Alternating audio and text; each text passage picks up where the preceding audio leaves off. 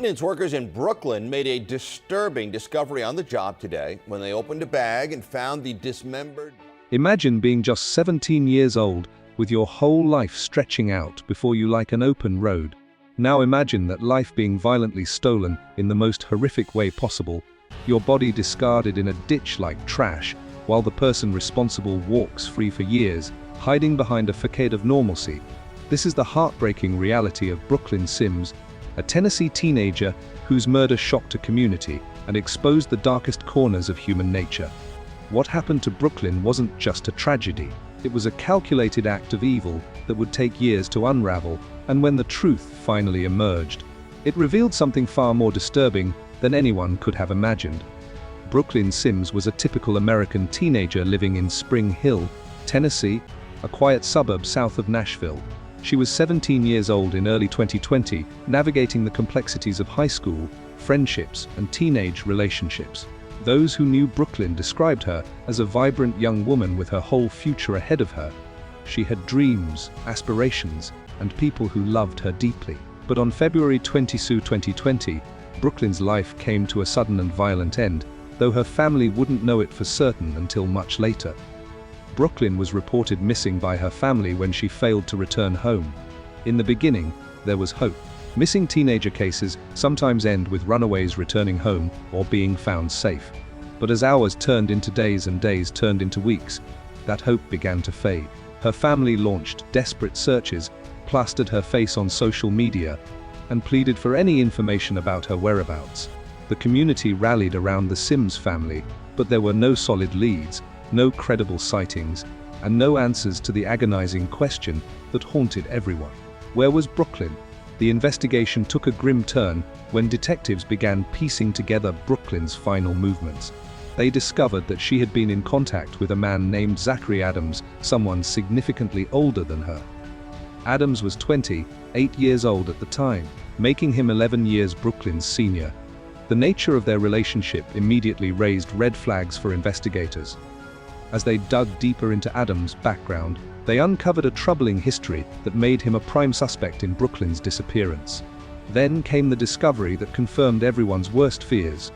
On March 3, 2020, just over a week after Brooklyn was reported missing, her body was found in a rural area of Maury County, Tennessee.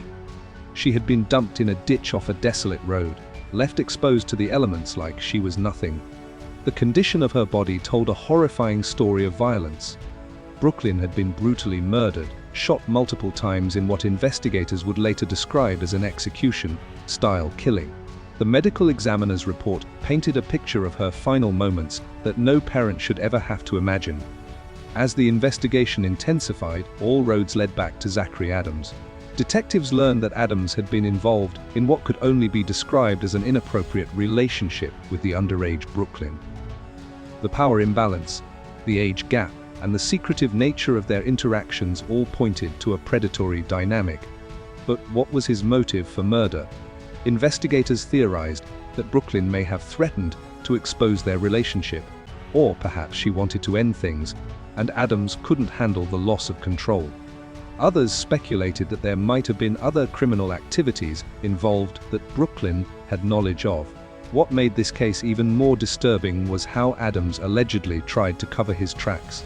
According to court documents and testimony that would later emerge, Adams didn't act entirely alone in the aftermath of the murder. Evidence suggested that he had helped disposing of Brooklyn's body and attempting to eliminate evidence. The calculated nature of these actions revealed someone who was desperately trying to escape justice, someone who valued his own freedom over the life he had just taken.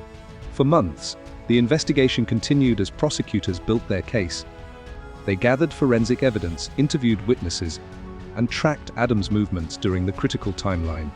Cell phone records, surveillance footage, and testimony from people who had interacted with both Brooklyn and Adams began to paint a comprehensive picture of what happened. The evidence was damning, and in the eyes of law enforcement, it was clear Zachary Adams had murdered Brooklyn Sims. Adams was eventually arrested and charged with multiple serious offenses, including first-degree murder. The charges reflected the premeditated and brutal nature of the crime. As news of the arrest spread, the community experienced a mix of relief and renewed grief. There was satisfaction in knowing that someone would face justice for Brooklyn's death, but it could never bring her back. Her family would never hear her laugh again, never see her graduate, never watch her build the life she deserved. The legal proceedings that followed revealed even more disturbing details about the case. Prosecutors presented evidence of Adams' controlling behavior, his manipulation of a vulnerable teenager, and his cold-blooded actions after taking her life. The prosecution argued that this was a case of a predatory older man who saw Brooklyn as disposable when she no longer served his purposes. The defense attempted to create reasonable doubt, but the mountain of evidence against Adams was overwhelming. In a development that spared Brooklyn's family the trauma of a lengthy trial, Zachary Adams eventually accepted a plea deal. In exchange for pleading guilty to second-degree murder, he received a sentence that would keep him behind bars for decades. While some felt the plea deal was too lenient given the heinous nature of the crime, prosecutors explained that it guaranteed a conviction and a substantial prison sentence without putting Brooklyn's family through the ordeal of a trial. Adams would spend the majority, if not all, of his remaining life in prison. The murder of Brooklyn Sims is more than just another true crime story. It's a stark reminder of the vulnerabilities that young people face and the predatory behavior that can lurk behind seemingly ordinary interactions.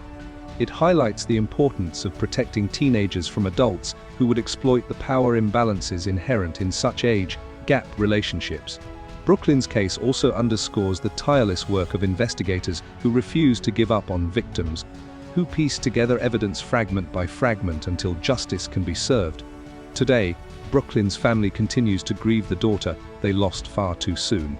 They've channeled their pain into advocacy, speaking out about the dangers that young people face and the warning signs that might indicate someone is in danger. Brooklyn's memory lives are not just in the hearts of those who loved her, but in the awareness her case has raised about protecting vulnerable youth.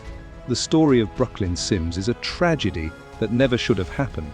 A life cut short by senseless violence and a predatory individual who saw her as something to be controlled and then discarded. As we remember Brooklyn, we must also commit ourselves to protecting others like her, to speaking up when we see concerning relationships, and to never forgetting that behind every crime statistic is a real person with dreams, hopes, and people who love them. If this story has moved you, please take a moment to like this video and subscribe to our channel. We cover important cases like Brooklyn's to ensure that victims are never forgotten and that their stories continue to raise awareness and potentially save lives. Hit that notification bell so you never miss our future content, and share this video with others who need to hear Brooklyn's story. Together, we can keep her memory alive and work toward a world where tragedies like this become impossible. Thank you for watching, and until next time, stay safe and look out for one another.